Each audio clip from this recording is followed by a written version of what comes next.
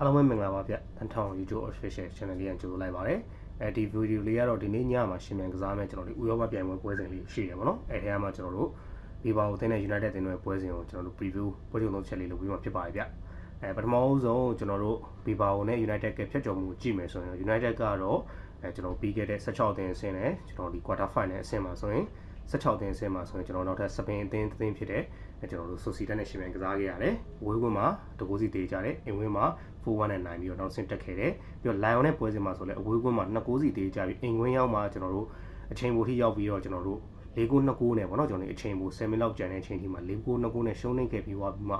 5-4ဆိုရတဲ့နဲ့ပြန်ပြီးတော့အနိုင်ရရှိပြီးနောက်ဆင့်တက်လာတာဒါကတော့ United ကကျွန်တော်တို့ပြန်ပြီးတော့ခံပတ်လာနိုင်တဲ့ miracle movement တစ်ခုပေါ့နော်ဒါပေမဲ့လည်းဒီလိုမျိုး movement တွေဆိုတာအများတိုင်းတော့မျှော်လင့်လို့မရဘူးတစ်ဖက်က Viva ကိုပြန်ကြည့်မယ်ဆိုတော့ Viva ကပြီးခဲ့တဲ့ကျွန်တော်ဒီ16တင်းဆင်းရှုံးထွက်ပွဲစဉ်မှာ Roma ကိုကျွန်တော်တို့အိမ်ကွင်းအဝေးကွင်းရှင်မြန်ကစားခဲ့ရတယ်အဝေးကွင်းမှာ2-1နဲ့ရှုံးတယ်အိမ်ကွင်းမှာ3-1နဲ့ပြန်ပြီးတော့နိုင်ပြီးတော့ကျွန်တော်တို့ quarter final ကိုတက်တယ် quarter final မှာလည်း Rangers ကိုကျွန်တော်တို့အဝေးကွင်းမှာတေးကြတယ်အိမ်ကွင်းမှာ2-0နဲ့နိုင်ခဲ့အဲ့တော့ Viva ရဲ့ကျွန်တော်တို့ဒီ Europa League ဖြတ်သန်းလာတဲ့အနေအထားကိုပြန်ကြည့်မယ်ဆိုသူတို့ဒီအိမ်ကွင်းတော်တော်လေးကောင်းတယ်အိမ်ကွင်းပွဲစဉ်တွေတော်တော်များများအနိုင်ရရှိအောင်စွမ်းဆောင်ထားနိုင်ပြီးတော့အိမ်ကွင်းအားနဲ့ပဲနောက်တစ်ဆင့်တက်လာတာတွေ့ရတယ်သူဒီ16တင်းအဆင့်နဲ့ကျွန်တော်ဒီခုရှုံးထွက်ပွဲစဉ်မှာကန်တဲ့ quarter final အဆင့်မှာဆိုရင်အဝေးကွင်းပွဲစဉ်2ပွဲမှာတစ်ပွဲရှုံးတယ်တစ်ပွဲတေးကြတယ်ဒါပေမဲ့အိမ်ကွင်း2ပွဲလုံးမှာအနိုင်ရရှိပြီးတက်လာတာအဲ့ဘာနဲ့တော်တူလဲဆို United တော်တူတယ် United တီလဲကျွန်တော်အဝေးကွင်းပွဲစဉ်တွေမှာတေးရလက်တာရရှိပြီးတော့အိမ်ကွင်းပွဲစဉ်တွေမှာအနိုင်ရရှိပြန်ပြီးတော့တက်လာတာအဲ့တော့နှစ်သိန်းလုံးကဒီတစ်ချိန်တွေ့ဆုံတဲ့ semi final မှာကြတော့ဘယ်အသင်းကပြန်ပြီးတော့အသာစီးရမယ်လို့ကျွန်တော်စောင့်ကြည့်ရမယ်လက်ရှိ United ကခြေကတော့အကုန်လုံးသိရတဲ့အတိုင်းပဲကျွန်တော်တို့ United fan တွေလည်းသိရတဲ့အတိုင်း Premier League မှာဆိုတော့ဘလို့မှအားရစရာမရှိဘူးနောက်ဆုံးပွဲစဉ်တွေအကုန်လုံးမှာလည်းကျွန်တော်နိုင်ပွဲမရရှိထားပဲနဲ့ International break အပြီးတည်းကဆိုရင်ကျွန်တော်တို့ပြန်ပွဲစုံမှာဆိုရင်မိနစ်90အတွင်းနိုင်ခဲ့တာဆိုလို့ Real Sociedad ကို 4-1 နဲ့နိုင်တာပဲရှိခဲ့တယ်ပြီးတော့ကျွန်တော်တို့ဒီအခု Real Sociedad International break မတိုင်ခင် International break ပြီးတည်းကဆိုမိနစ်90အတွင်းမှာဆိုနိုင်ထားတာလုံးဝမရှိဘူးဗျLion နဲ့နှစ်ကြော်လုံးလည်းမိနစ်90အတွင်းမှာဆိုတရေချိန်ပိုမှာနိုင်ထားရဲ့ပွဲတစ်ပွဲပဲရှိတယ်ကျန်တဲ့ Premier League ပွဲစဉ်တွေအကုန်လုံးကတရေနဲ့အရှုံးဆိုရရလက်တွေပဲတွေ့ခဲ့ရတယ်ပြီးခဲ့တဲ့ဘုံမောက်နဲ့ပွဲစဉ်မှာဆိုရင်လည်း Premier League မှာဆိုရင်ကျွန်တော်တို့အသင်းရဲ့အဓိကကစားသမားအစုံတွေ300တွေ့ရတယ်ဥကာတီကလွယ်ရင်ကျန်တဲ့ကစားသမားအကုန်နီးပါး line နဲ့17အောင်ပြီးတော့ကျွန်တော်တို့ဒါလော့ပါဒီယာဒီကုန်ထိနားဖို့အတွက်အခြေအနေဖြစ်လာတဲ့အခါကျရင် United ကခံစစ်တမ်းမှာအားနည်းချက်ပို့ပြီးတော့တွေ့လာရတယ်အထူးသဖြင့်ကျွန်တော်တို့Mazzarri RCB နေရာကနေ right wing back နေရာကိုပြန်ပြီးတော့ထွက်ကစားတဲ့အနေအထားမှာသူ့ရဲ့ RCB နေရာကို Roro ကတွက်ကစားတယ်ကျွန်တော် CCB ပေါ့နော် center back နေရာမှာကျတော့ကျွန်တော်တို့ Harry Maguire ရှိတဲ့အချိန်မှာ LCB နေရာမှာကျွန်တော်နေရာလွတ်ဖြစ်လာတဲ့ခါကျတော့ Owen Morin ကပြီးခဲ့တဲ့ဘုံဘုံနဲ့ပွဲမှာတော့ကျွန်တော်တို့ပြန်ပြီးတော့အသုံးပြုသွားတာလူရှော့ကိုတွေ့ရတယ်ဗျလူရှော့နဲ့ဒေါ်ကူနဲ့တွဲကစားတဲ့အချိန်မှာဘာတွေအားနည်းချက်တွေ့ရလဲဆိုပြီးခဲ့တဲ့ကျွန်တော် Lion နဲ့ဒုတိယအကျော်ပွဲစဉ်မှာဆိုရင်ကျွန်တော်ဒုတိယပိုင်းမှာ Mazzarri ပေါ့နော်ကျွန်တော်ဒီပြဿနာကြောင့်ကိုတာပြဿနာကြောင့်ပေါ့နော် Mazzarri ကျွန်တော် personal တခ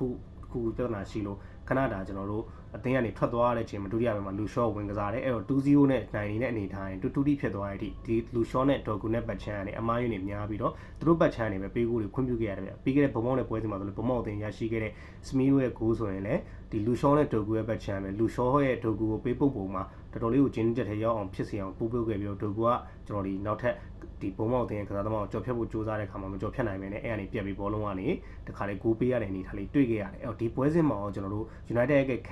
ံစစ်ပေါ့နော်ကျွန်တော်ဒီဘယ်ဘက်ချမ်းမှာလူရှော့နဲ့ဒေါ်ကူနဲ့ပဲထပ်ပြီးပွဲထွက်လာအောင်လားအဲ့ဒါပြန်ပြီးစောင့်ကြည့်ရမယ်အကေဒီကစားသမားနှစ်ယောက်ထပ်ပြီးပွဲထွက်လာမယ်ဆိုတော့ United ရဲ့ခံစစ်ကပို့ပြီးတော့ကျွန်တော်တို့စိုးရင်စရာအနေထားလေးရှိလာမယ်အမားတွေလည်းထပ်ပြီးတော့တွေ့ရမလားပေါ့ဒါမှမဟုတ်အမားတွေပြင်နိုင်ခဲ့မယ်ဆိုတော့ကောင်းတဲ့လက္ခဏာတစ်ခုဆိုရင်လည်းချက်ချင်းအသားကြပြီးပြင်နိုင်မှုဆိုတော့အရင်တော့ခက်ခဲမှုတော့အရင်တော့ခက်ခဲမှုမရှိဘူးဆိုပေမဲ့လည်းကျွန်တော်လွယ်တော့မလွယ်ဘူးပေါ့နော်နည်းနည်းတော့ခက်လိမ့်မယ်ပြီးတော့တစ်ဖက်ကလည်းနီကိုဝီလီယန်တို့ပါလို့လည်းအကုန်ပြန်ပါလာမယ်အဲ့တော့နီကိုဝီလီယန်အင်နခီဝီလီယန်ဘန်ညာတောင်မန်အောင်မှတခုရှိတာသူတို့အသင်းရဲ့အဓိကဒီယာဒီကိုတွင်းကစားသမားဖြစ်တဲ့ Sunset တန်ရရရှိနေတယ်ဆိုတာကြောင့်ဒီပွဲစဉ်ကိုလွှဲချုပ်ဖို့ရှိတာတဲ့ကြောင့် United တော့နည်းနည်းလေးတော့တတရသွားတဲ့သတင်းလေးတစ်ခုဖြစ်ခဲ့တယ် United ကတော့အာမက်ဒီယာလိုဒီလက်ကောအသင်းနဲ့ပြန်ပြီးတော့ပူးပေါင်းနေပြီးတော့ဒီပွဲစဉ်အတွက်လူစင်းမှာပါသွားတယ်ဆိုတော့ပွဲကစားခြင်းမိနစ်90မှာရောကျွန်တော် line နဲ့ကစားသမားဖြစ်မြင်တွေ့ရမလားဒါမှမဟုတ်ကျွန်တော်ဒီအရင်ကစားသမားအနေနဲ့ပဲပါလာမလားပေါ့နော်အဲ့လေပြန်ပြီးစောင့်ကြည့်ရဖို့ရှိမယ်အကဲအာမက်ဒီယာလိုဒါကြက်ခံမှုပြေးဝနေတယ်ဆိုရင်တော့ Mazzarri ပုံမှန်တိုင်း RCB ပေါ့နော် right center back နေရာမှာပြန်ဆော့ပြီးတော့လူရှော့ကိုလည်းအရင်စင်းထဲမှာထား Mazzarri လီနိုင်းရူရို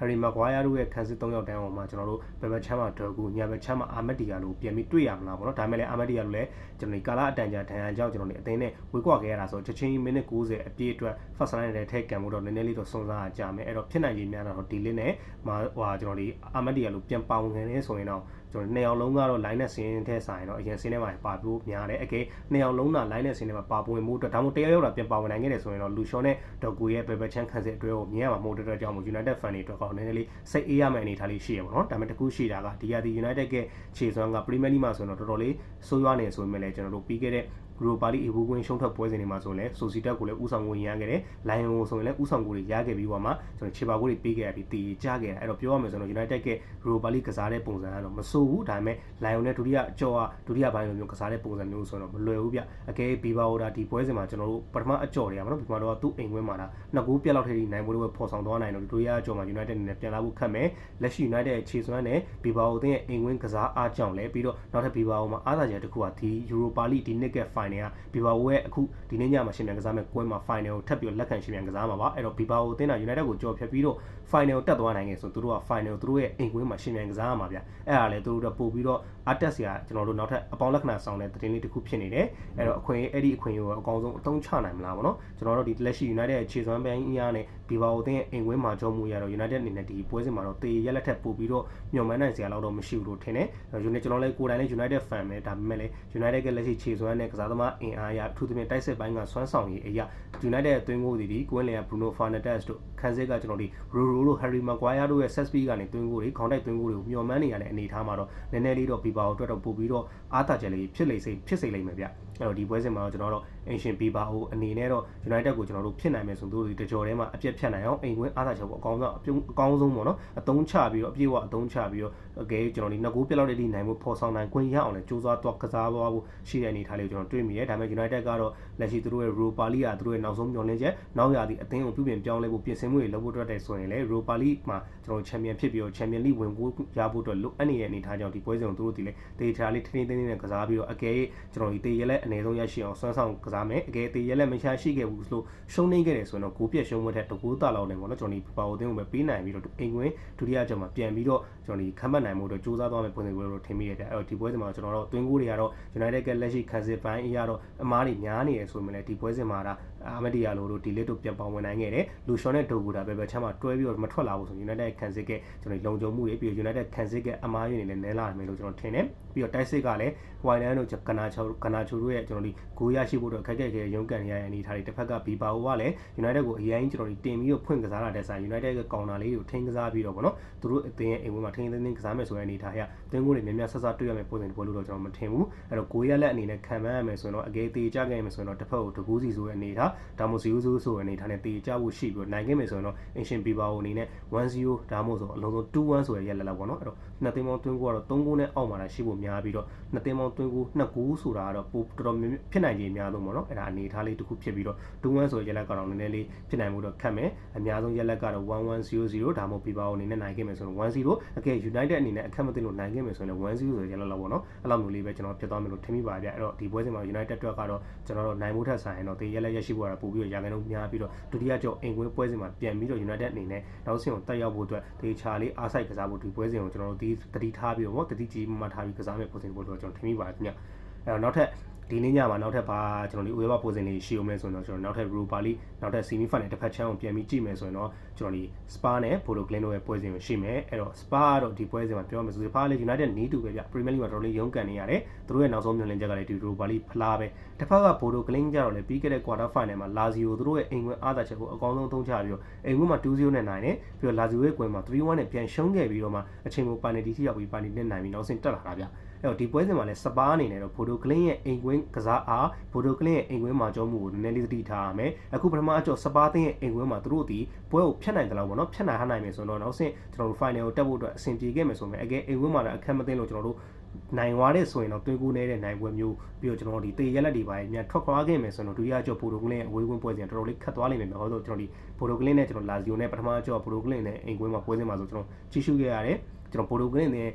ကစားတဲ့ပုံစံအဲ့ဒီပွဲစဉ်တွေမှာပြောရမယ်ဆိုရင် Bodo Glimt နဲ့တိုက်စစ်ကတာအဆုံးသက်ကောင်းမှုခဲ့မယ်ဆိုရင်အနည်းဆုံးကျွန်တော်ဒီ Lazio အနေနဲ့ပထမကြော်ထဲ3-4 ဂိုးလောက်ပြတ်မဲ့ရှုံးတဲ့ပွဲကိုဂျုံတွေ့သွားနိုင်ရတယ်ဗျဒါပေမဲ့လည်းသူတို့တင်းတိုက်စစ်ကစားသမားတွေရဲ့ကျွန်တော်ဒီကိုသွင်းတဲ့စွမ်းဆောင်ရည်ပေါ့နော်အဆုံးသက်စွမ်းဆောင်ရည်အနေငယ်အားနည်းချက်ရှောင်ရှိမှုတာ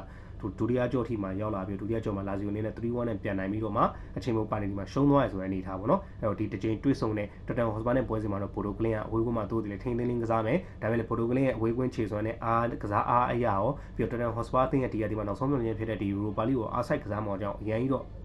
ပိုတိုကလင်းနေနဲ့အများကြီးမျှော်လင့်လို့ရမှာမဟုတ်ဘူးရှုံးနေခဲ့တယ်ဆိုတော့ကိုပြတ်မရှုံးနိုင်ဘူးအတွက်ပဲသူတို့စူးစမ်းပြီးတော့ကစားမယ်အနေထားမှာတော့စပါးသိန်းနဲ့ဘယ်လိုမျိုးအနေထားလေးများဖော်ဆောင်သွားနိုင်မယ်စောင့်ကြည့်ရဖို့ရှိမယ်နောက်ထပ်ပွဲစဉ်တစ်ပွဲအနေနဲ့ဆိုရင်ကျွန်တော်ဒီ conference league ပေါ့နော် conference league မှာဆိုရင်ကျွန်တော် Chelsea နဲ့